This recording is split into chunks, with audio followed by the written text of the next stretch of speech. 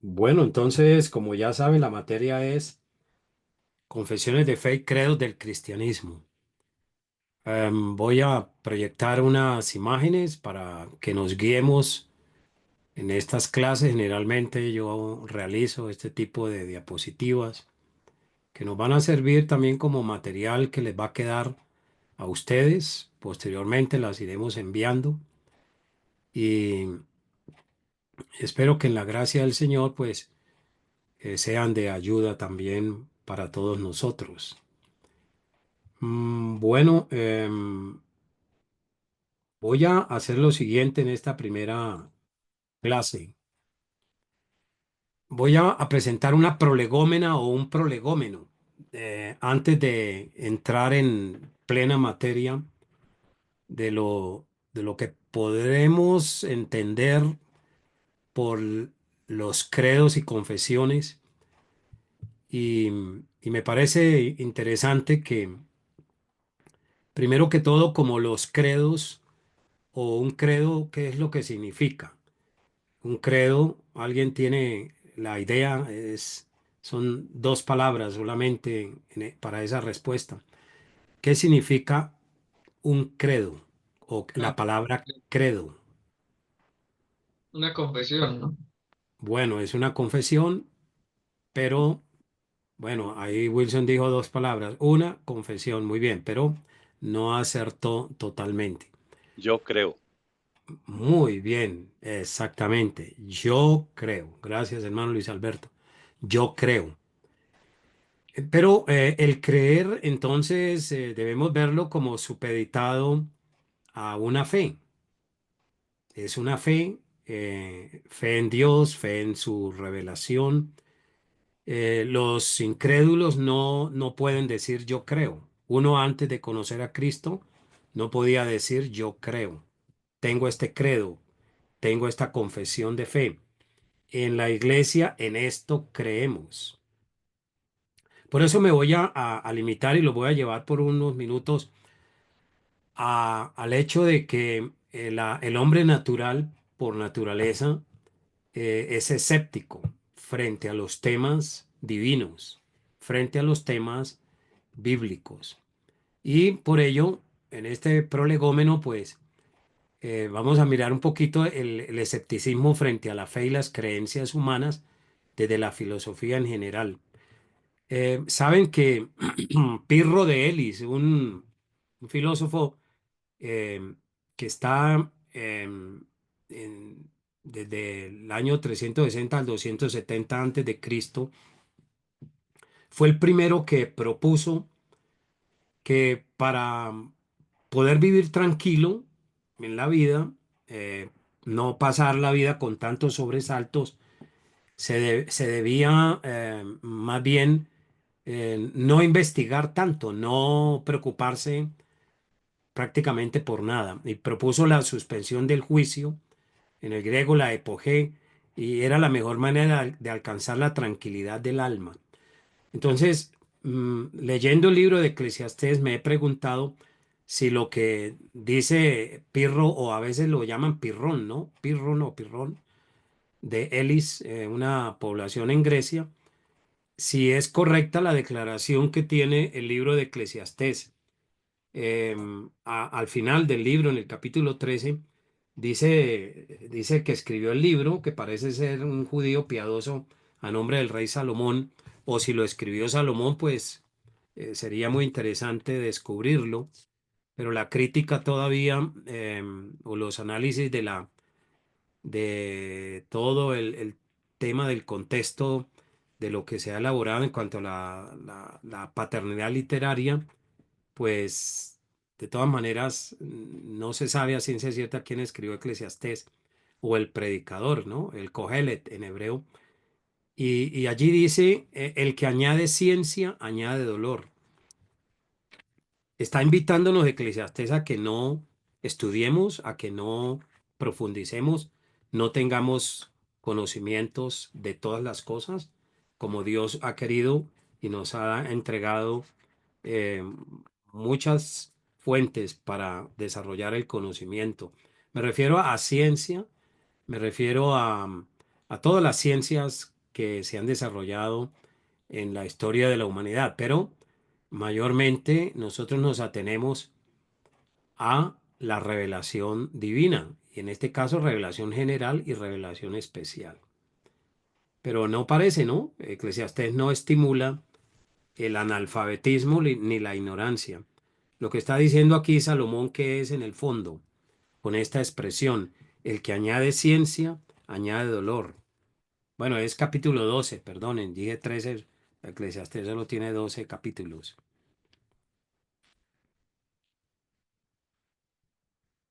¿Desde qué punto de vista Salomón estaba diciendo esto? Tiene esta expresión, ¿no?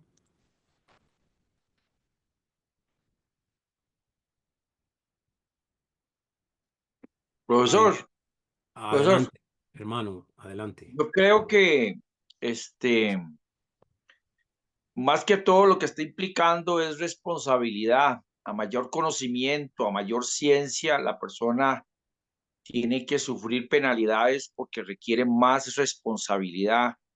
Eso es lo que yo entiendo, digamos. Es una carga de responsabilidad el tener más conocimiento y más ciencia. Y eso también implica su costo, ¿verdad? Su dolor. Muy bien, interesante respuesta. Bueno, estaba un poquito ido desde el punto de vista del capítulo, es en el capítulo 1, versículo 18. Salomón dice, porque en la mucha sabiduría hay mucha molestia, y el que añade ciencia añade dolor. Estoy leyendo la versión Reina Valera 60. Bueno, en verdad, sí se añade dolor cuando Dios no está en la vida. Tener muchos conocimientos sin Dios, sin poder glorificar a este Dios vivo, sí se ve la fatiga en el mundo académico, en el mundo científico, y por eso muchos al final, como no pueden glorificar a Dios, no reconocen a Dios en todo lo que Dios les permite descubrir, esa ciencia termina por cansar, por generar un cansancio y a veces hasta desquiciamiento, sobre todo en el tema filosófico, en el tema científico a veces, ¿no? Porque cuando no se sabe a ciencia cierta cuál es el propósito de adquirir más y más y más conocimientos, entonces como que no se llega a ninguna parte. Bueno, eso por un lado. Eh, bueno, este Pirro es el creador del escepticismo. Fue el primero que dijo no hay forma de conocer ni tener certeza de nada. La fe tampoco sirve. La fe no sirve de nada porque no podemos estar seguros de un conocimiento cierto en relación a la finitud humana. Y bueno, eso lo decía Pirro, ¿no? Ya en el siglo tercero, cuarto antes de Cristo. Pero luego, después, en el siglo segundo y tercero, entre el 160 y el 210 aparece un griego egipcio o un egipcio que tenía raíces griegas, su familia era griega y era Sexto Empírico. Era un filósofo y médico griego y recopiló y sistematizó muchas ideas de Pirro de Elis, el anterior filósofo, y defendió la idea de que no hay certezas ni creencias absolutas, lo mismo que digamos, su maestro, que estaba un poco atrás en el tiempo. Y él tiene esta expresión, es mejor la paz de no saber. Es mejor la paz de no saber. ¿Usted está de acuerdo con eso? ¿Por qué sí o no? O sea, entendamos que estamos hablando del escepticismo. Lo, lo, lo presento de esta manera, mi clase inicial, es porque las confesiones de fe son justamente eso, fe y muchas veces fe en lo que no vemos. Son creencias y tienen que ver con convicciones, pero nosotros confiamos en la palabra de Dios. Pero si un científico o los materialistas o naturalistas nos dicen, bueno, pruebe eso con el método científico, pruebe sus creencias, pues no lo vamos a poder hacer. Algunas cosas sí, otras no, la mayoría no, porque la teología cristiana tiene su propio método de investigación, de demostración, tiene sus propias premisas a través de las cuales nos basamos para defender nuestra fe. Pero esto decía Sexto Empírico, la paz de no saber. Era mejor eso. Y saben, mis queridos hermanos, que esto lo trajo la Iglesia Católica a América Latina. La Iglesia Católica le dijo al pueblo, no investigue, no estudien teología, no lean la Biblia, crea en lo que nosotros le decimos, crea en lo que dice la Santa Madre Iglesia. O sea, ellos estaban practicando en cierta forma, los jesuitas y otros, sobre todo teología, ¿no? Pero la teología en la Iglesia Católica se estudia solo bajo los lentes de la tradición católica, ¿no? Entonces, para el pueblo, la paz de no saber, pero para algunos ilustrados que iban a manejar el sistema político, el sistema económico, el sistema de pensamiento en América Latina, sí los educaron a través de la rama de los jesuitas. Y era para mantener el poder, ¿no? El poder religioso, el poder político y el poder económico. Entonces, no investigue, no aprenda teología, crea lo que dice la Santa Madre Iglesia, confiésese, comulgue y tendrá la paz de la iglesia, no de Dios, la paz de la iglesia en su vida. Bueno, vamos a escuchar al hermano Blas que ha pedido la palabra. Adelante, hermano. Sí, hermano, yo creo que desde la perspectiva que Salomón, digamos, hablando de Eclesiastés, ve eso, es, digamos, de una perspectiva de ahí, incrédula, caída. Entonces, lógicamente, no hay esperanza. O sea, para el hombre sin Cristo, el conocer, digamos, una situación de digamos, de juicio, y ahí no es nada halagüeño, ¿verdad? No es nada bueno. ¿Por qué? Porque ahí, nosotros en Cristo tenemos esperanza. Entonces, a pesar de que las cosas se pongan feas o difíciles, nosotros estamos creyendo en Cristo a través de la palabra, no una fe ciega como la que muchas veces se profesa en otras confesiones, ¿verdad? Digamos, una fe ciega, pues está creyendo en el hombre, pero la fe fundamentada en Cristo Jesús, pues nos llevará a tener confianza y una esperanza viva, creo yo. Es Sí, mi- su razonamiento lo asumimos todos, ¿no? Como cierto porque ahora estamos en Cristo. Pero hablando del que no ha llegado a Cristo y es incrédulo y tiene su propia cosmovisión que no es la bíblica, pues va a mantenerse también en general el pensador no bíblico, no cristiano, por lo general es escéptico. Y eso es lo que se enseña en las universidades y en colegios y en toda la cultura, ¿no? Bueno, muchas gracias. Perdón por el ruido de las imágenes cuando las paso, pero yo no sé si lo oyen, yo escucho un ruido, pero No, señor. no se escucha. Ah, bueno. Entonces me sirve a mí para no quedarme dormido, porque está bien. En el tiempo aparece un David Hume, un filósofo escocés en el siglo XVIII, y aunque él no era totalmente un escéptico en el sentido clásico, sin embargo, sí colocó una línea de pensamiento muy escéptica, especialmente en cuanto a la posibilidad de conocer con nuestro actual estado mental y de la razón humana, y de todo lo que se aprecia en la realidad. Él declinó aún frente a la misma razón humana de que no era posible desde ningún punto de vista conocer lo que la Biblia enseña como algo cierto o real.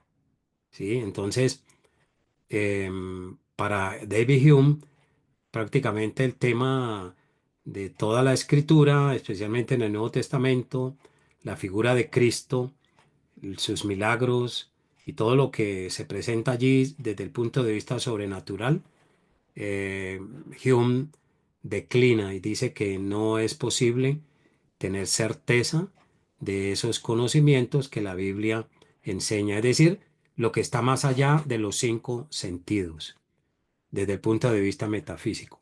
Sin embargo, David Hume, aunque era, bueno, algunos creen que no era ateo totalmente, pero ustedes saben quién fue George o Jorge Whitefield, que al principio estuvo unido con Juan Wesley, ¿no? Pero luego se separaron por el tema doctrinal o teológico frente al arminianismo. Jorge Whitefield era más calvinista, pero a él le gustaba ir a la iglesia a escuchar a Whitefield. Es muy curioso. David Hume era un ateo y le preguntaron una vez que por qué él siendo ateo, por qué se la pasaba allá en la iglesia. Dijo, porque es que me gusta ver la expresión de Whitefield, cómo hace él para decir que cree en Dios. Y me gusta escucharlo, aunque no creo lo que dice. Pero iba y asistía a las reuniones de culto con Jorge o George Whitefield. Muy interesante. Tenemos a René Descartes, el francés, con su pienso luego existo, que mete toda la capacidad de la razón humana como lo único que existe, el pensamiento, la razón humana, todo lo que esté más allá de las percepciones humanas, de los cinco sentidos también, hay que dudar de ello. No, no hay certeza para el conocimiento. Y aunque Descartes fue educado por los jesuitas en el colegio de La Fleche en París, él dudó de todo y de lo primero que duda es de la Biblia, aunque decía que creía en Dios porque era imposible negar que no existiera un ser superior debido a la magnificencia del cosmos. Entonces él afirmó una, un creer en Dios, pero era más un Dios cósmico alejado de la vida de él mismo, porque no aceptó prácticamente la revelación de las Sagradas Escrituras. Entonces, también lo enmarcamos dentro del escepticismo. Federico Nietzsche, que fue hijo de un pastor y al abuelo también fue pastor, era alguien muy interesante en el siglo XIX, pero él cuestionó todas las enseñanzas de las Sagradas Escrituras y, y antes de Cristo propuso fue el anticristo. Él mismo se presenta como el anticristo. Parece que tuvo unas decepciones muy grandes en su vida cristiana, porque él era cristiano en la juventud, en su adolescencia. Predicaba el evangelio en el colegio, según leí una biografía de Will Durant, y, y él enseñaba mucho, mucho en su adolescencia y al comienzo de su juventud. Predicaba la Biblia, predicaba eh, los evangelios. Para él Cristo era la figura más importante, pero luego vamos a verlo como un hombre que tuvo un colapso espiritual, un colapso en la fe y se aparta de Dios totalmente y se vuelve un enemigo, y lo primero que hace es perseguir la fe cristiana. Algunos historiadores dicen que él tuvo profundas decepciones, fue con Dios cuando muere su padre y él estaba muy niño, y al no poder responder por qué Dios se llevó al padre y quedó a merced de un matriarcado, como era su mamá, su abuela, las tías, y prácticamente no encontró como el sentido a la vida y se fue decepcionando del cristianismo, de la palabra de Dios, y llegó hasta donde llegó. Llegó a un colapso nervioso y murió en un estado de locura. Muy triste lo que pasó con Federico Nietzsche. Eran miembros de la iglesia luterana en Alemania, ¿no? En aquel tiempo, pero llegó a ser un gran literato y reconocido a nivel mundial, pero da pena ver que no perseveró en la fe, como Dios nos manda. Les presento aquí a un hombre, un hombre, un filósofo también, él es austriaco, Ludwig Wittgenstein. Ludwig Wittgenstein, y, y este hombre también es estudiado en muchos lugares, es un filósofo muy interesante, pero obviamente él elabora una teoría filosófica que dice que el lenguaje humano solo es un juego de palabras que no logra ni descubrirnos, no logra ni puede descubrirnos la realidad que yace detrás de ellas. Es decir, todas las palabras que se han creado en cualquier idioma, eh, prácticamente para Ludwig Wittgenstein, eran solo símbolos, pero las palabras prácticamente no podían en el lenguaje y en cualquier idioma, no podían en verdad descubrirnos la realidad. Solamente eran símbolos apropiados para la comunicación humana, pero él perdió toda esperanza de también conocer a Dios, de tener certeza a través de la fe en la Sagrada Escritura, de tener certeza en lo que enseña la Biblia, ¿no? Y en esto influyó mucho en él Emmanuel Kant, aunque Kant era también tuvo un desarrollo cristiano, evangélico, pero luego Kant se separa también de, de todos los credos que había producido la Reforma, especialmente. Entonces, aquí vamos avanzando rápidamente y lo que es el racionalismo, el idealismo, el naturalismo. Estos tres son los más grandes sistemas que en filosofía han dominado a la cultura occidental, ¿sí? Aparte de la convicción que tenemos los cristianos de que creemos en lo que ahora vamos a ver en el realismo cristiano. Entonces, estas tres posturas de pensamiento filosófico, todos cuestionan la verdad absoluta o certeza de todo lo que está más allá de la razón. Y bueno, y eso empezó con Platón y Aristóteles, ¿no? Aquí tenemos la famosa pintura de Rafael y, y aquí está Platón, el calvito, levantando la mano, hablando de los universales, y aquí al lado su lado está Aristóteles con la mano abajo, hablando de los particulares. Es decir, no se pudieron poner de acuerdo y Platón fue el maestro de Aristóteles, pero en líneas generales, todos llegaron a la conclusión de que no hay certeza absoluta en la presente vida humana para entender l- los grandes temas que tiene la existencia humana. Dios, el espíritu humano, la libertad humana y todo el concepto metafísico que también la filosofía lo, lo investigó muy bien, pero hermanos, el diagnóstico que hizo fue nocivo, erróneo, porque estaban centrados en el hombre, en el ser humano.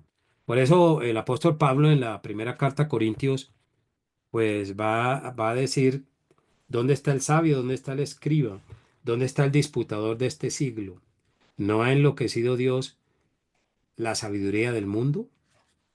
Bueno, los judíos pedían señales y los griegos buscaban sabiduría, pero aquí viene el concepto ya de la creencia de todo lo que vamos a ver en este curso.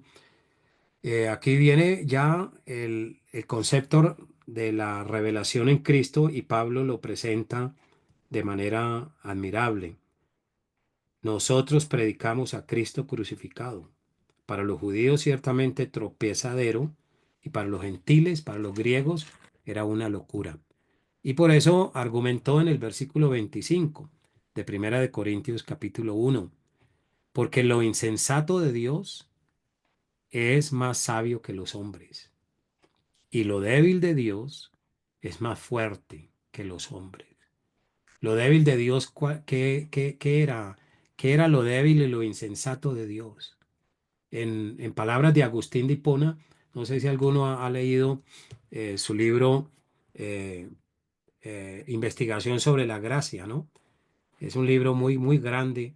No lo he leído todo, me pusieron a leer unas partes y lo recuerdo, pero allí Agustín cita a 1 Corintios 1:25 y posiblemente ustedes han escuchado alguna enseñanza acerca de este texto de 1 Corintios, pero vale la pena que descifremos ahora a qué se refiere Pablo con lo insensato de Dios y lo débil de Dios. Están abiertos los micrófonos para opinar, estimados hermanos, y así animamos más nuestra clase. Lo débil de Dios, Sí, pero Dios no tiene debilidad. O sea, muy bien. eh, eh, ¿cómo lo interpretaría ahí? Yo diría que su amor por nosotros puede ser su debilidad. Ah, muy bien, muy bien. Va acercándose perfectamente a la respuesta que da Agustín de Hipona. Lo insensato y lo débil. Mm, Claro, desde el punto de vista óntico, Dios no tiene insensatez ni debilidad. Claro que así es, ¿sí? Desde el punto de vista óntico. Óntico que mm, me refiero al ser de Dios, que es perfecto, como espíritu puro, ¿no? Eh, como personalidad eterna, eh, que está compartida en, en tres personas, Padre, Hijo y Espíritu. ¿Alguien más tiene otra opinión o añade algo a lo que dice el hermano Jaime?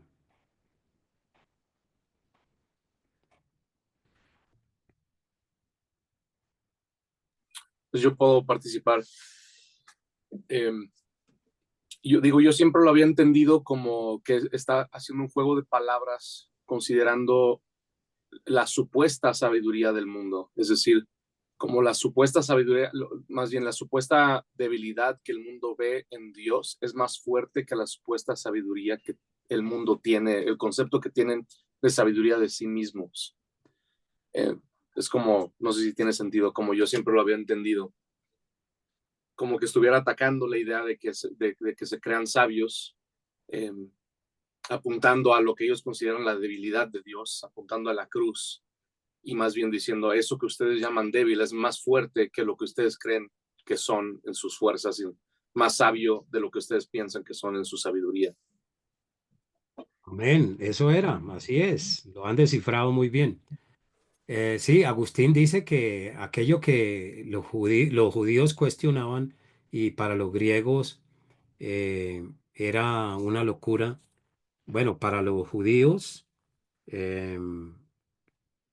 que pedían señales y los griegos buscaban sabiduría, realmente em, esto que cuestionaban de parte de los griegos y de los judíos como debilidad y como insensatez, eso mismo, el, el drama de la redención, la forma como Dios nos redimió, a través de un Mesías que se hizo débil, un Mesías que no quiso venir a mostrar su gloria, eh, no dejó de ser Dios en ninguno de sus atributos, ¿no? Eh, pero sí declinó para poder darnos salvación, no se aferró a su gloria como Dios, como cosa a que aferrarse, como dice la carta a Filipenses, el capítulo 1. Entonces, capítulo, bueno, miremoslo, capítulo 2. Creo que, sí, en el capítulo 2 la humillación y exaltación de Cristo. Claro, va en ese sentido. Entonces, todo esto de Dios, su aparente insensatez según los griegos y los judíos, eso era más fuerte que todos nosotros, que la humanidad. El método de Dios para salvación de nosotros fue diferente a lo que esperaban los griegos y los romanos, ¿no? Vemos a un Pedro como después de confesar que él era el Mesías, que Jesús es el Mesías, tú eres el Cristo, el Hijo de Dios. Cuando Jesús les hace esa pregunta, ¿y ustedes quién dicen quién soy yo? Tú eres el Cristo, tú eres el Mesías, el esperado. Pero al momento está diciéndole Jesús a su mismo apóstol o discípulo, apártate de mí, Satanás, porque Pedro tampoco entendía, ¿no? Eh, Pedro tenía también en su mente la idea de un Mesías militar, un Mesías estilo César romano, y no habían entendido realmente el propósito de Dios y la sabiduría. No entendieron bien al profeta Isaías. Entonces, notemos, hermanos, que la materia, credos y confesiones de fe cristianos, tiene que ver justamente con una reafirmación de nuestra fe en todo lo que dice las Sagradas Escrituras. Si nos apartamos de las Sagradas Escrituras o no partimos de esta base, no vamos a entendernos a nosotros mismos, ni vamos a entender la realidad que nos rodea en este mundo mientras estemos vivos. Eh, de ahí me parece vibrante y muy elocuente mm, la, la apologética presuposicionalista de Cornelio Bantil, ¿no? Bantil dice hay que empezar con Dios, hay que empezar con la palabra. Las apologéticas como la clásica y la evidencialista, si han estudiado algo de esto, bueno, es algo que también me gustaría, si Dios me permite y si el seminario William Farrell quiere, a fin de año o a final de este año, presentarles la materia apologética, porque la vemos desde distintos enfoques. Pero la apologética evidencialista y la clásica dicen, no, hay que empezar por el hombre, por el cosmos, por la vida, lo que vemos, y de ahí nos trasladamos a Dios. Bantil dice, no, primero empecemos por Dios y luego empezamos a estudiar al hombre y a estudiar al cosmos. Bueno, no voy a tratar mucho esto porque no es nuestro tema, ¿no? Pero a mí me parece que tener un credo, tener una confesión de fe, y nosotros vamos a estudiar varias, esto debe partir no de un vacío, no un vacío epistemológico, está afincado en la palabra de Dios. Y como vimos por el anterior curso de bibliología, pues ya hemos visto las grandes maravillas y bendiciones de que la escritura tal como aparece ante nuestra vista, pues es digna de toda confianza, a pesar de ser traducción al español o a inglés o a francés.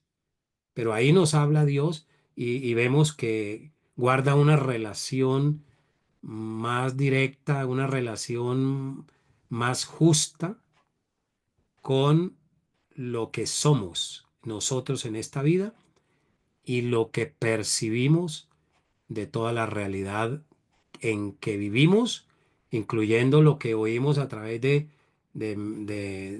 todos los medios sociales ahora, de las redes, de los noticieros, de todo lo que nos permite esta era de las comunicaciones que se ha acrecentado, ¿no? De una manera tan grande, tan especial, y nunca antes existió una oportunidad tan inmensa de dar a conocer la palabra de Dios. Pero nosotros partimos de una fe, de unas creencias. ¿Son ciertas? ¿Cómo lo sabemos? ¿Cómo estamos seguros? Bueno, vamos avanzando. Eh, perdón. Em, Vamos a ver ahora desde el punto de vista, los prolegómenos de esta clase desde el punto de vista bíblico y teológico. Primero que todo, aquí ustedes pueden ver en la imagen, en la diapositiva, que hemos sido creados por Dios para creer, para creer. Y les voy a hacer una pregunta retórica aquí para que indaguemos un poquito en nuestra clase. ¿Cuál cree usted fue la base del pecado original? Le voy a dar tres palabras y va a escoger la correcta o la que usted estime y nos da una pequeña explicación sin extendernos mucho. Se ha dicho que la base o la raíz del pecado original fue, uno, el orgullo; dos, el egoísmo; tres, la incredulidad. Están abiertos los micrófonos. Orgullo, egoísmo e incredulidad. Una sola es la correcta, la base sustancial. In- Egoísmo. Incredulidad. A coger. Dale, él usted primero. ¿Quién habla, hermano Aldi? Siempre se supo que era el orgullo. El orgullo, ¿no? Bueno, Ajá. Agustín dijo que era el orgullo. Sí. ¿Quién más? Estaba opinando. Y el deseo de ser autónomo. La incredulidad, yo pienso que es la incredulidad, que ellos Sí, no creyeron la verdad de Dios. y eso lo llevó a la autonomía, ¿no? Pero también, bueno, ya vamos descubriendo la respuesta correcta. ¿Alguien más quiere darnos su opinión?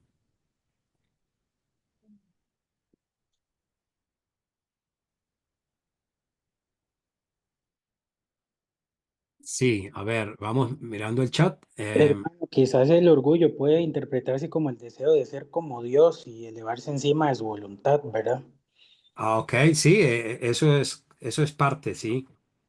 Pero ordenando estas palabras, la número tres es la respuesta, la base o la raíz. La incredulidad lleva al orgullo y la incredulidad nos puede llevar al egoísmo. Y ahí vemos el fracaso de nuestros primeros padres biológicos de la raza humana, Adán y Eva. Entonces, em, ellos voltearon el asunto ante la insinuación del diablo, de Satanás, quisieron entender primero para poder creer.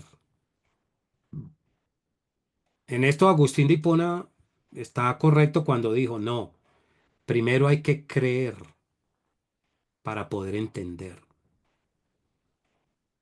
¿Qué piensan ustedes, queridos hermanos?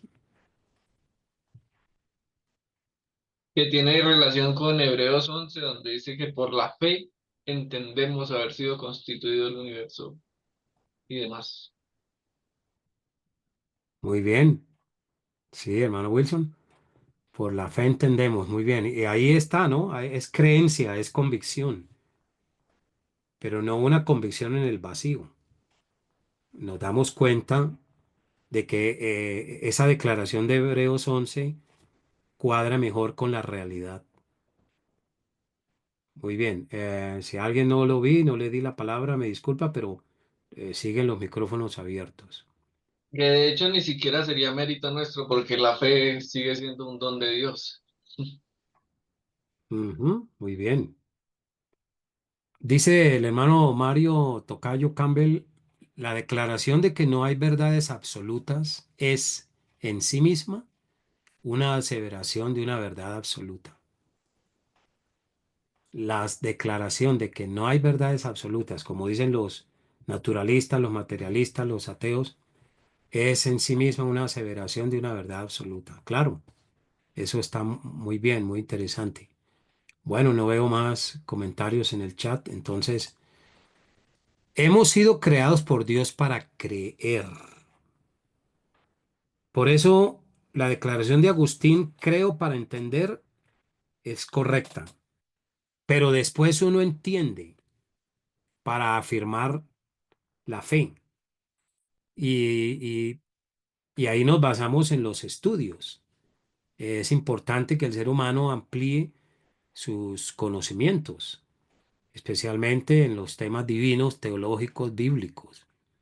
Entonces, observemos lo siguiente. La fe como preconcepto o presuposición de todo conocimiento. La fe es un preconcepto o una presuposición de todo conocimiento. La fe. En este caso, no me refiero tanto a la fe en la palabra de Dios bíblica, ¿no? Sino el ser humano adquiere conocimiento, cualquier tipo de conocimiento, científico, matemático, físico, botánico, químico, etcétera, etcétera, o hablando de las ingenierías, también porque tiene fe en lo que estudia. Pero la fe es un preconcepto o una presuposición que genera el conocimiento. Y en segundo lugar, la fe como es la categoría básica de toda la existencia humana. Porque le voy a poner un ejemplo.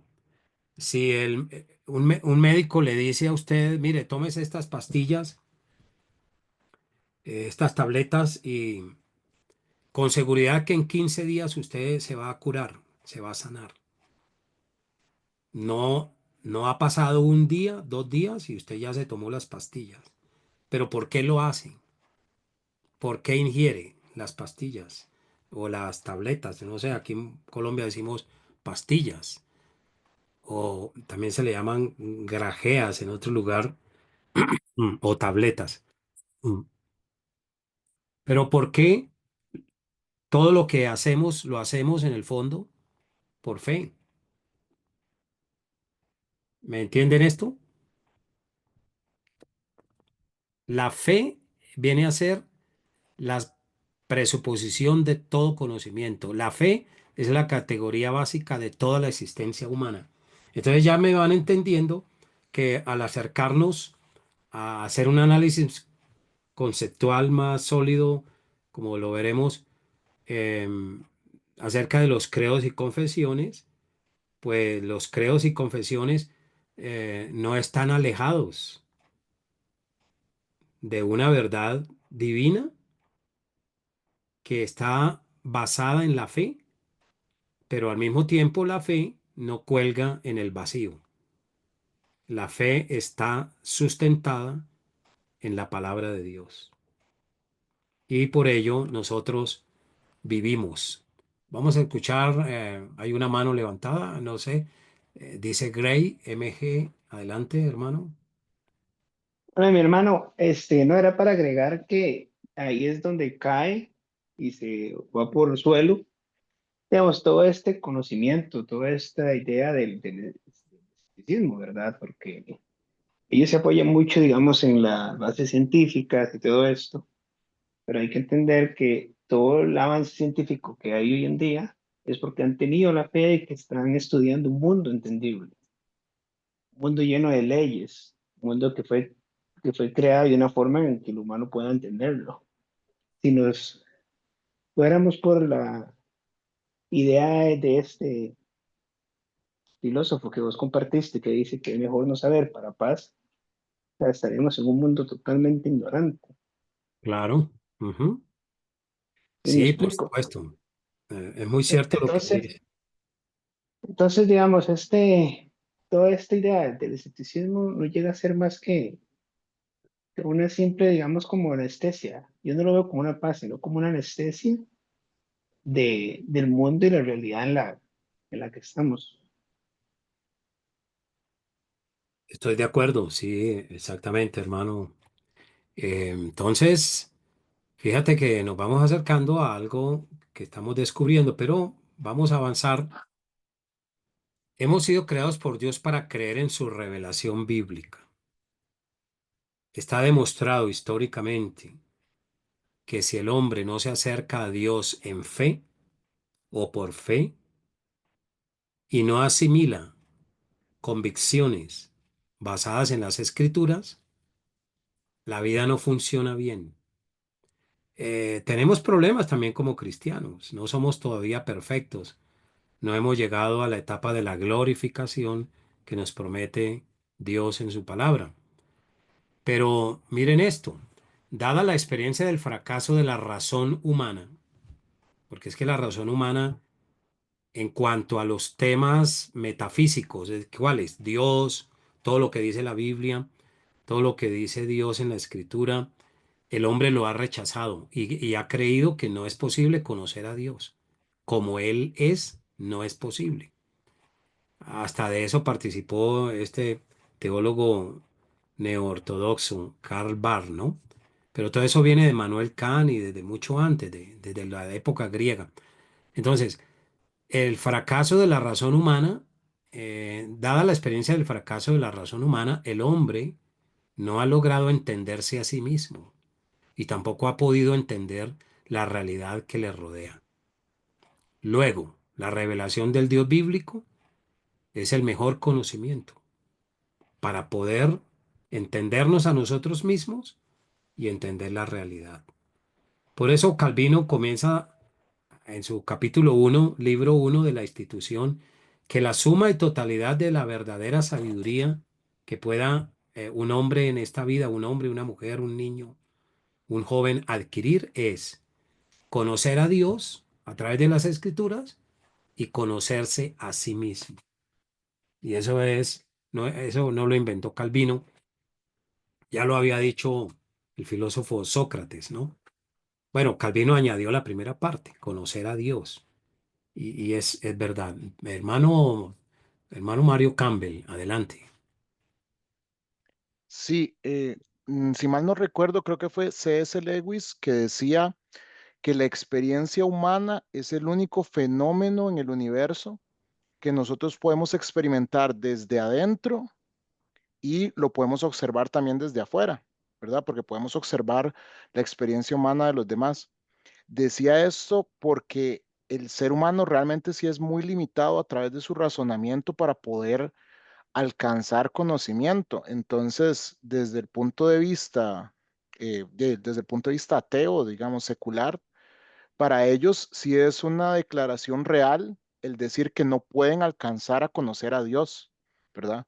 Es necesario que Dios se revele a los hombres. Entonces, aunque sabemos que ellos lo dicen a partir del orgullo, porque no es que no quieren conocer a Dios, sino no se quieren sujetar a Dios, sí tienen cierta razón al decir que nunca alcanzarán a conocerlo, ¿verdad?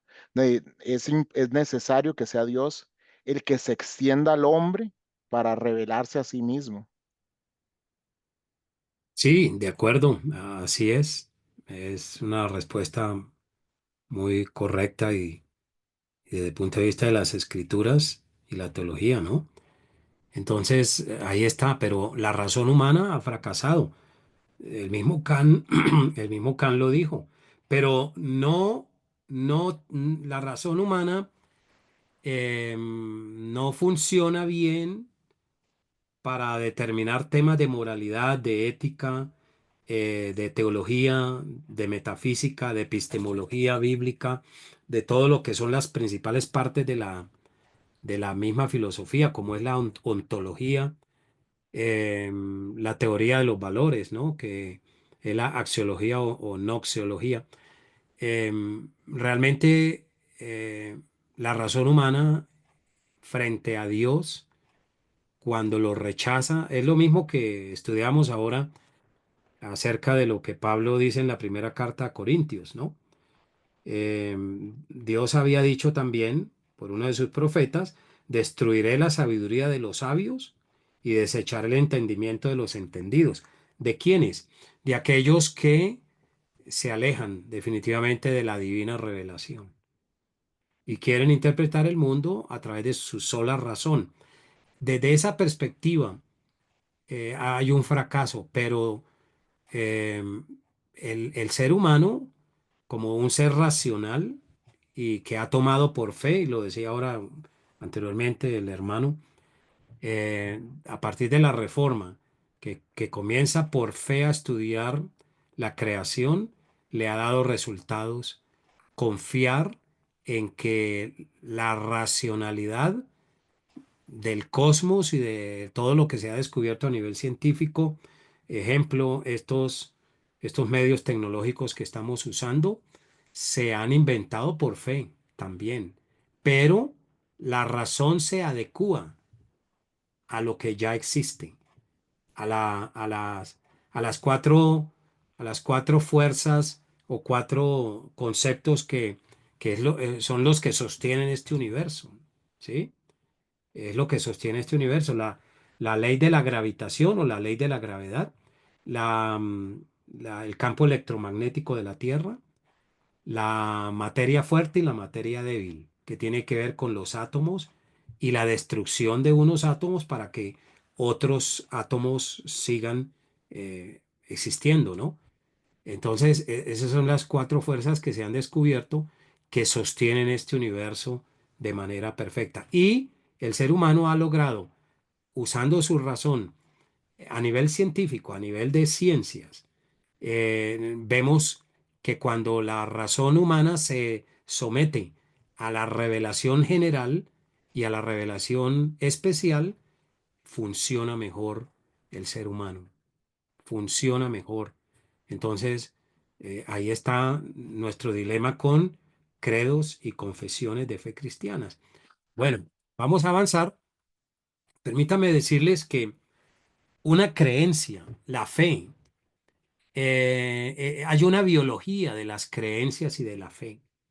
Mire, lo que usted cree hoy acerca de Dios, lo que creemos, son convicciones y son presuposiciones que afectan y se reparten en todo nuestro ser biológico. La fe, las convicciones, las certezas, no es, no, en nosotros no es solo algo espiritual, lo es, pero también es biológico. Es decir, afectan cada parte de nuestro cuerpo. Y esto es inevitable, porque somos un organismo psicosomático. Le voy a hacer una pregunta adicional. Cuando usted empieza a perder fe en algún momento dado, y es algo que aquí voy a compartirles,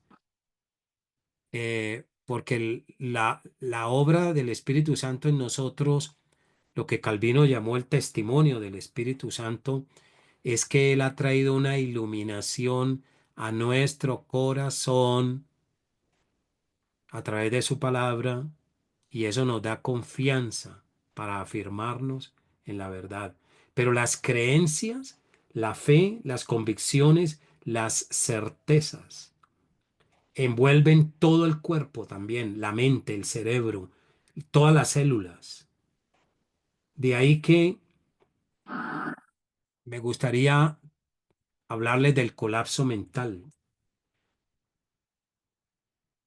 ¿Usted ha visto personas en la iglesia que han colapsado en sus convicciones? Y cuando usted o yo perdemos fe, estamos pasando por una prueba, un dolor, una angustia. Empezamos a dudar de Dios, empezamos a dudar de su amor, de su bondad. El creyente no no va a ser un ser en este mundo que no va a padecer aflicción, no, no es alguien que está exento. Al contrario, a veces nosotros los cristianos padecemos cosas peores que los inconversos, que muchos inconversos. Entonces, la primera pregunta es, cuando usted experimenta pérdida de fe, ¿no se afecta su cuerpo, todo su ser, psicosomáticamente? ¿Qué pueden decirme, estimados? Y hermanas también? Bueno, he visto como Sí, solo una. claro. eh, Sí, explíquese, hermano Jaime. sí, es que es un todo. Eh, la fe nos da esperanza, o sea, como le digo, Sí, correcto. es algo que nos ayuda, o sea, para una persona, ¿verdad? De verdad, un practicante, un creyente, nosotros dependemos de la Biblia diariamente, de la oración, de la iglesia, dependemos de todo y cuando empezamos a murmurar o empezamos a dudar, de ahí eso nos desanima, o sea, eso físicamente lo puede afectar a uno, claro, claro que lo puede, eh, no sé cómo explicarlo, pero un cansancio, digamos que como decimos, un cansancio espiritual puede producir. Espiritual y físico. Bueno, tenemos la participación del hermano Luis Bonilla y María Julia Cel también. Es familiar del hermano o no sé qué parentesco tiene con Luis Alberto. Ah, sí, señor, es mi esposa. Sí, señor, mi Ah, esposa. muy Está bien, como muy bien. oyente y yo crédito, sí, señor. Es mi Ok, hija. El gracias. comentario es de ella, sí. Oh, muy bien. Adelante. Muchas gracias. Sí, es mi papá, don Luis, Ok, don muy Luisel. bien. Ah, Excelente. Sí, bueno, definitivamente creo que nosotros como cristianos, cuando usted bien lo dice, llevamos una aflicción encima, creo que se nos vuelve aún más complicado que a un no creyente, porque enfrentamos una lucha que un no creyente no enfrenta, ¿verdad? Definitivamente, físicamente nos vemos afectados en muchas maneras, visibles y no visibles, pero la lucha mental que uno lleva en momentos de dificultad son extremas, creo yo, ¿verdad? Sin embargo, esa, como dice la palabra, ¿verdad? En medio de las pruebas, nuestra fe se ve fortalecida y es una promesa real. Nuestra fe se fortalece, pues por supuesto que debemos esforzarnos porque en momentos difíciles tendemos naturalmente a apartarnos de la lectura de la Biblia, de la oración, de muchas cosas, ¿verdad? Pero en definitiva, la lucha espiritual es enorme y un inconverso no la enfrenta, ¿verdad? Muy interesante, sí, hermana María Julia. Creo que también el hermano Luis Bonilla quería dar su opinión.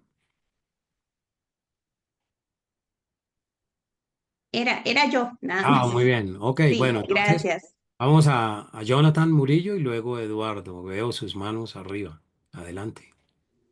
Estaba primero Eduardo. Si quiere Eduardo hablar Ah, primero. Eduardo, bueno, Eduardo, gracias. Adelante. Gracias, Jonathan. Este, bueno, yo lo que puedo ver en las escrituras también es como lo que dice el Salmo 32, que dice, mientras callé, se envejecieron mis huesos y mi gemir en todo el día, porque de día y de noche se agravó sobre mí tu mano, se volvió vapor en sequedad de verano. Y eso habla, digamos, que en las pruebas y en las circunstancias que se puedan presentar, se puede reflejar en nuestro cuerpo, ¿verdad? Es parte de lo que vive el creyente, ¿verdad? Su carne, su ánimo, sus emociones pueden este, menguar. Pero bueno, ahí es donde cada uno de nosotros busca la fortaleza que viene del Señor. Lo asocio también al Salmo 119. Mucha paz tienen los que aman tu ley y no hay para ellos tropiezo, ¿verdad? Son las palabras del Señor lo que lo levantan a uno y pueden levantar a cualquier creyente. Muy bien, muy interesante, muy bien. Gracias. Ahora, entonces, Jonathan, adelante. Sí, iba con respecto, y hablando de credos y confesiones, en el capítulo 5 de los cánones de Dort, en el capítulo 5 artículo 5 habla de estas caídas que nosotros tenemos, y en esta versión dice los efectos de tan lamentables caídas, dice, con grandes pecados ofenden enormemente a Dios, se hacen reos de muerte, contristan al Espíritu Santo, interrumpen el ejercicio de la fe, hieren de manera grave su conciencia, y ahí es donde emocional, inclusive eso mismo de la psicosis nuestra que lleva a lo físico, ¿verdad? Dice, y pierde a veces por un tiempo el sentido de la gracia, pero eso somos nosotros, ¿verdad? Hasta que el rostro paternal de Dios se les muestra de nuevo cuando retornan de sus caminos a través de un sincero arrepentimiento.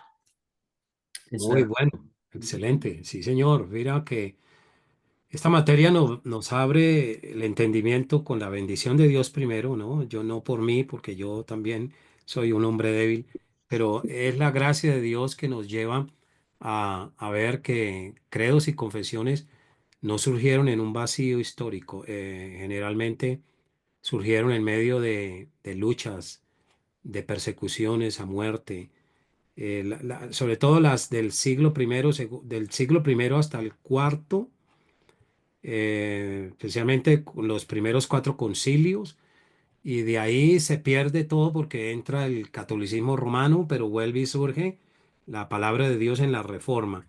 Pero la Reforma fue una época de derramamiento de sangre, y las confesiones de fe de la Reforma que estudiaremos más adelante tienen ese trasfondo histórico, ¿no?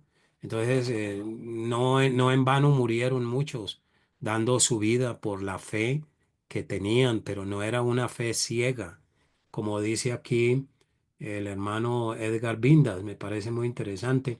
Esta idea sugiere que hay ciertos aspectos de la verdad divina y la experiencia religiosa que no se pueden captar plenamente a través de la razón o la lógica sola, sino que requieren un acto de fe para ser comprendidos en toda su profundidad. Eso es correcto. La fe en este contexto no es un salto ciego, sino una confianza en Dios que abre la puerta a una comprensión más profunda. Bueno, el Salmo 32, el tocayo Campbell, bienaventurado aquel cuya transgresión ha sido perdonada y cubierto de su pecado. Bueno, y todo lo que dice el Salmo 32, ¿no? Entonces, hermanos, la Biblia habla, el apóstol Pablo habló en dos lugares, una en Romanos, otra en Corintios, acerca de los débiles en la fe. No todos somos fuertes. Hay hermanos débiles, hay hermanos que requieren ayuda, apoyo, pero cuando la fe y las convicciones fallan, puede producirse un colapso mental. Pero si esa persona es de Dios, Dios lo va a restaurar, lo va a levantar, lo va a fortalecer. Y si uno a través de esto dio mal testimonio, lo que leyó anteriormente el hermano de los cánones de Dor, las caídas, pues ofenden a Dios, traen mal testimonio a la fe cristiana.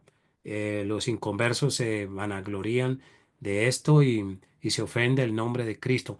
Pero si ustedes me van entendiendo, lo que quiero tratar o como propósito de esta clase es que las confesiones nos ayudan y los credos a ensanchar nuestra fe.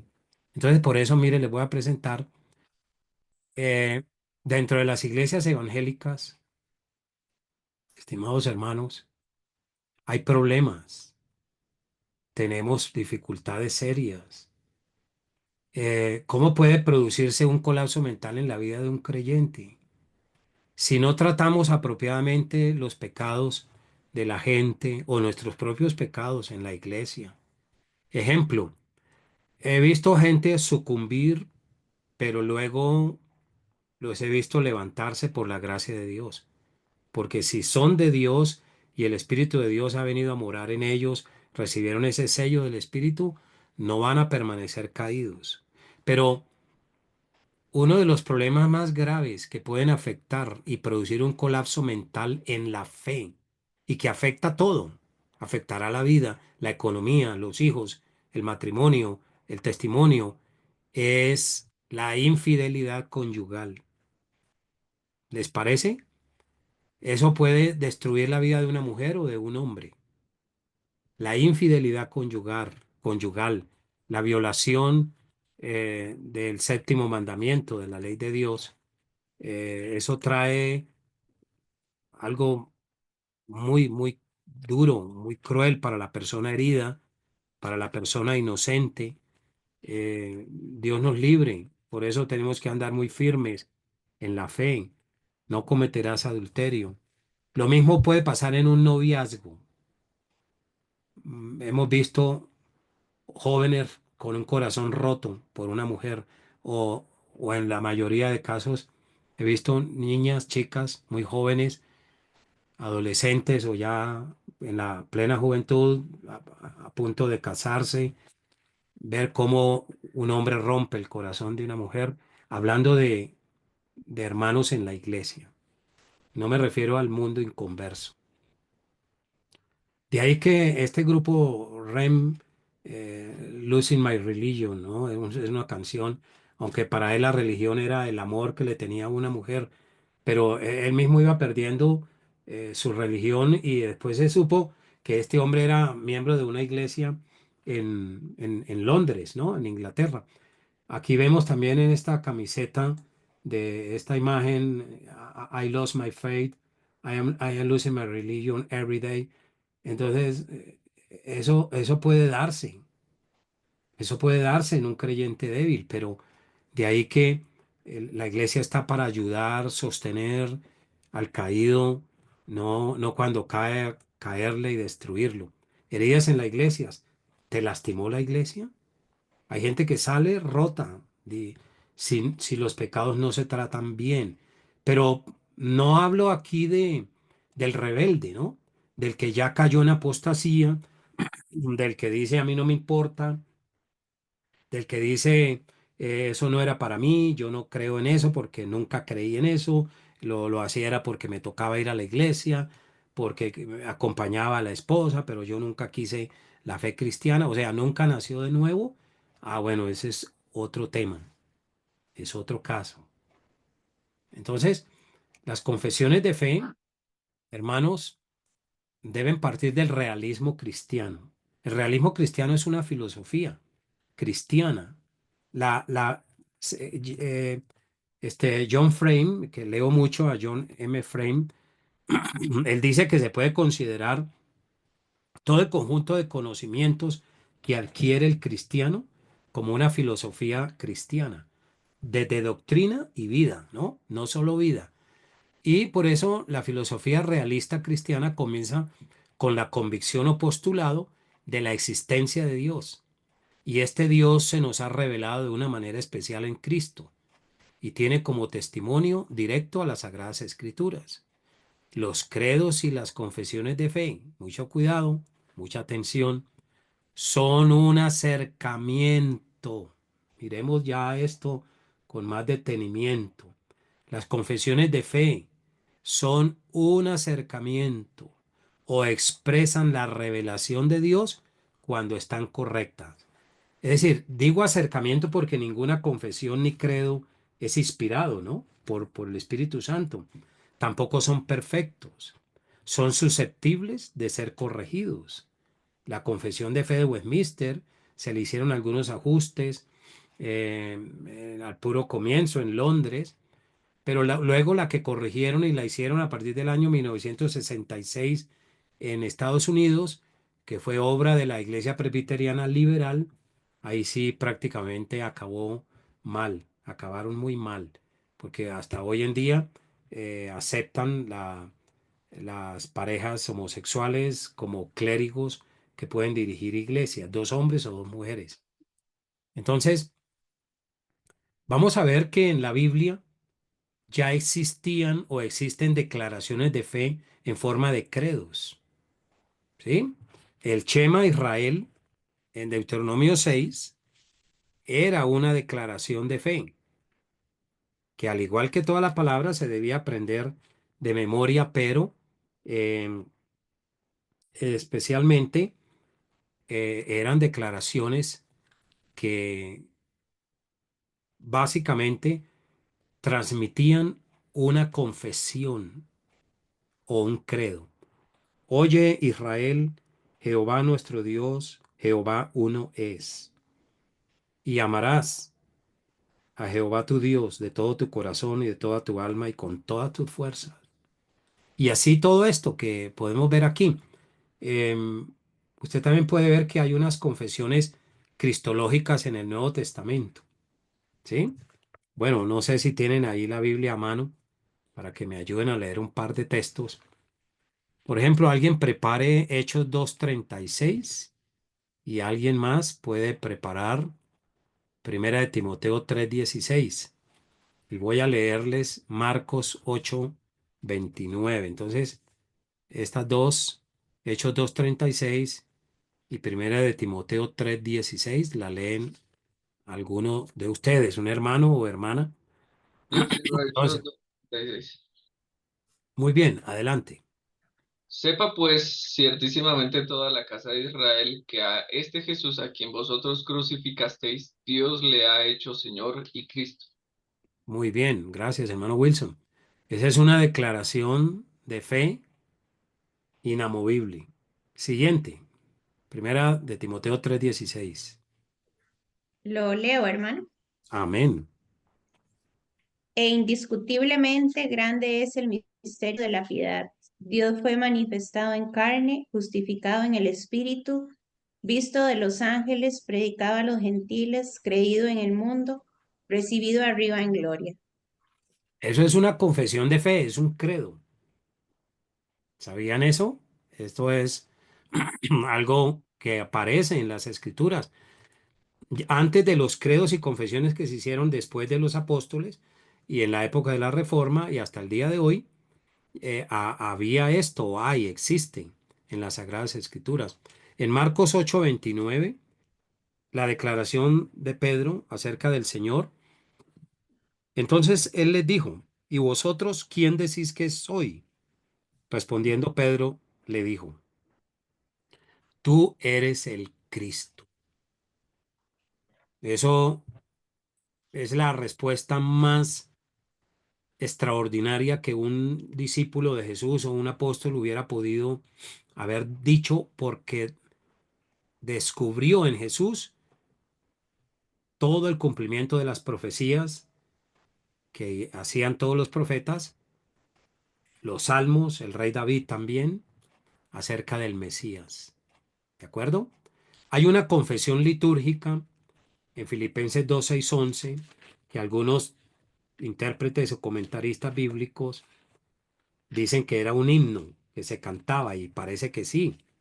En Filipenses 2:6-11 eh, es lo que habla aquí el apóstol Pablo acerca de la humillación y la exaltación de Cristo. Entonces, esto también, ¿no? Era una declaración en forma de credo en las sagradas, en la Biblia. Tenemos las confesiones, eh, la confesión binaria del Padre y del Hijo en Primera de Corintios 8:6, ¿sí? El apóstol usaba permanentemente. Y es, para nosotros, sin embargo, solo hay un Dios, el Padre, del cual proceden todas las cosas, y nosotros somos para Él. Y un Señor Jesucristo, por medio del cual son todas las cosas, y nosotros por medio de Él. Bueno, y la confesión trinitaria del Padre, Hijo y Espíritu Santo en el bautismo, y como la presenta el apóstol Pablo en 2 de Corintios 13:14, que la usamos para despedir el culto en relación a la Trinidad, ¿no? También el Querigma Paulino lo compila un experto en Nuevo Testamento del siglo XX, de comienzos del siglo XX, el señor Charles Henry Dodd, y él tiene esta frase aquí muy interesante que él mismo elaboró, pero es una confesión de fe. Esto lo saqué del libro de John Lake, Creed of the Churches, Credos de las Iglesias. Entonces, es muy atractivo. Tenemos el estudio de la Declaración del Concilio de Jerusalén, ¿sí? ¿Cuál fue el motivo principal por el cual se convoca a un concilio o asamblea general de la iglesia en Jerusalén, que estaba representada por muchos creyentes de otras ciudades y otros lugares, tanto de Palestina como del mundo griego, el mundo romano, etcétera? Pero ¿cuál fue el principal motivo por el cual tuvo que hacerse esta convocatoria? La inclusión de los gentiles. Muy bien. ¿Y qué pasaba? Porque empezó a haber un problema, ¿no? Y porque La querían obligar a los circuncisión. gentiles a circuncidarse. Exactamente, muy bien. Los judaizantes estaban hablando del pacto mosaico de observar la ley. Si no se circuncidan, no se van a salvar. Vamos a escuchar a Jansin Barbosa. Ya contesté, hermano. Gracias. Hermana Jansin, muy bien. Gracias. Se pronuncia? ¿Jansin? Jansen. Jansin, bueno, muy bien. Ajá. Gracias. Entonces, Pablo y Bernabé van a Jerusalén, se reúnen en concilio. Pedro, como siempre, tomaba la vocería, era el más impulsivo, lleva la palabra y el resumen de los discursos y todo lo que se da, se elabora una confesión, se elabora una declaración, y esta es la declaración más temprana de la iglesia, sino que se les escriba, que se aparten, es decir, a los cristianos gentiles, ¿no? Que se aparten de las contaminaciones de los ídolos, de fornicación, de ahogado y de sangre. ¿Alguien puede explicarnos a qué se refiere aquí con ahogado? ¿Qué quería decir esta declaración del Concilio de Jerusalén? Ahogado.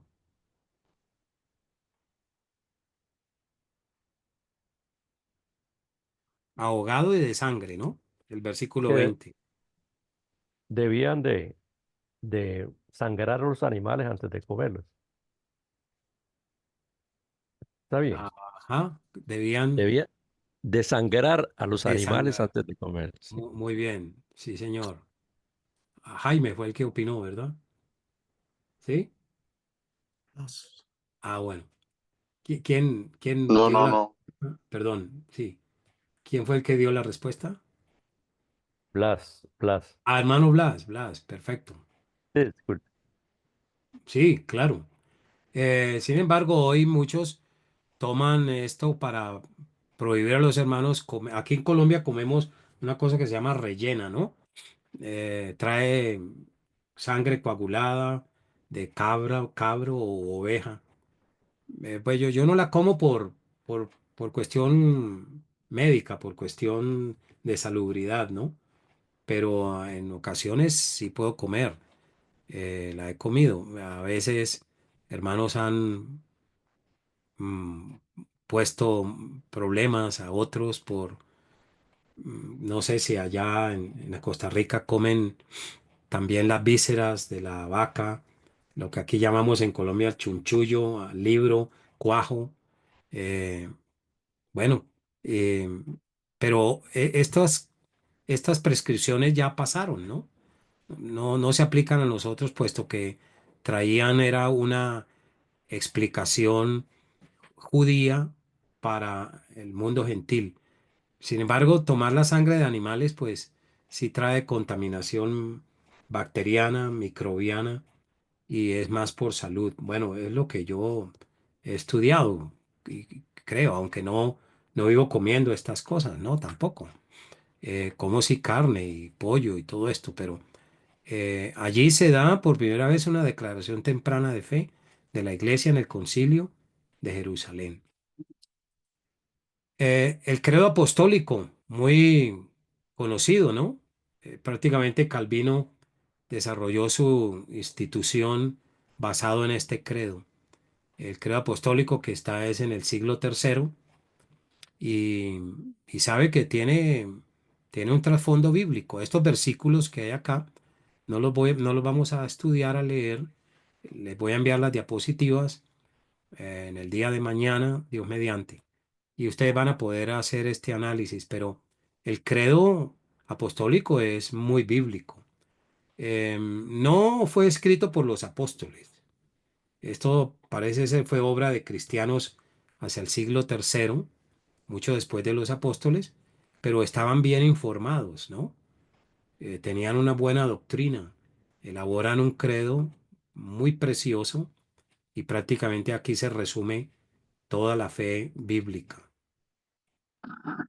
Tenemos que hay unas variantes de ese credo, era el credo de Hipólito, el credo de Marcelo, el credo de Rufino de Aquilea, que siguieron parámetros muy semejantes al credo apostólico. Ahora, los concilios de Hipona, ya para terminar, del 393 después de Cristo y el de Cartago en el norte de África, como ustedes saben, definieron el canon del Nuevo Testamento, ¿sí?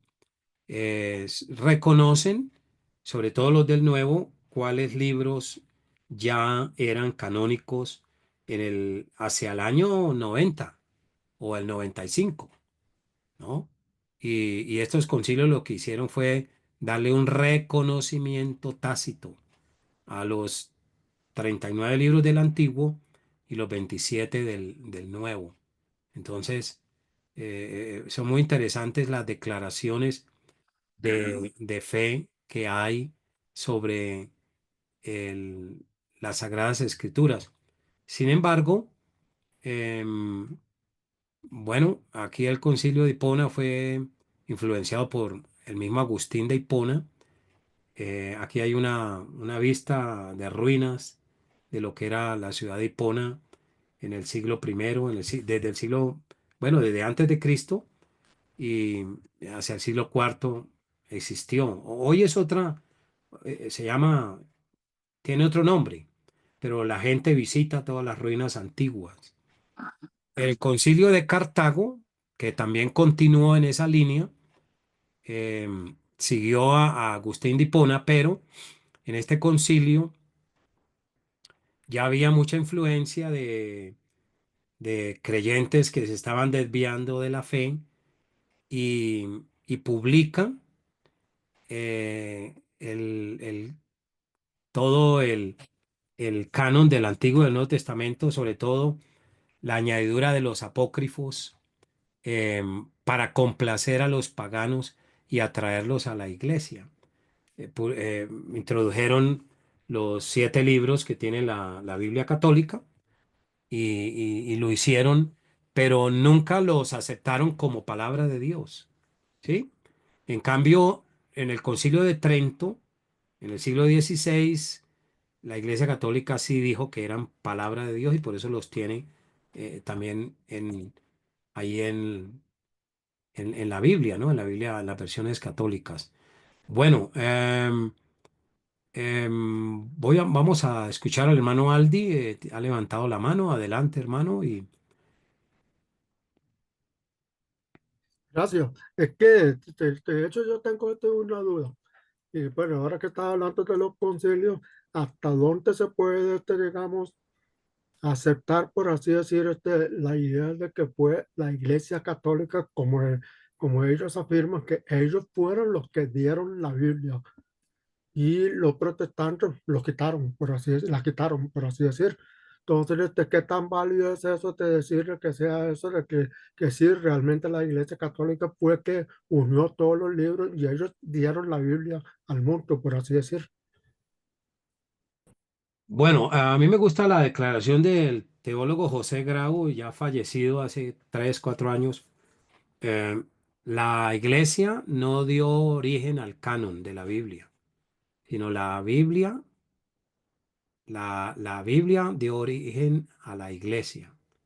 Entonces, lo que pasó en estos dos concilios fue realmente un reconocimiento del canon que ya existía. En el siglo I ya estaban todos los libros y por lo tanto, tan temprano, de verdad, la iglesia fue sufriendo herejías, fue sufriendo también falsos maestros, falsos profetas, y sin embargo, lo que estos dos concilios hacen es eh, conceptúan de una manera precisa cuáles eran los libros canónicos del Antiguo y del Nuevo. Es como decir una reafirmación, más bien. Exactamente, una reafirmación, es una palabra muy precisa. Entonces, pero no es verdad lo que muchos dicen que ahí estaba en el Antiguo Testamento, los libros del cuarto, tercer libro de Esdras, la Asunción de Moisés, bueno, una cantidad de libros pseudoepigráficos, y que en el Nuevo Testamento, el Evangelio según Tomás, los hechos de Pedro y Pablo, eso, Pedro y hechos de Pablo y Tecla, el libro, el Evangelio de Pedro y todos los apocalipsis falsos, ¿no? Que esos también formaban parte del canon, y en estos concilios la iglesia los mutiló, quitó unos y puso otros. No, no es verdad. Hicieron, lo que pasó fue eso, una reafirmación de lo que ya existía. Ya el canon estaba fijado, según ya estudiamos en el curso pasado, ¿lo recuerdan?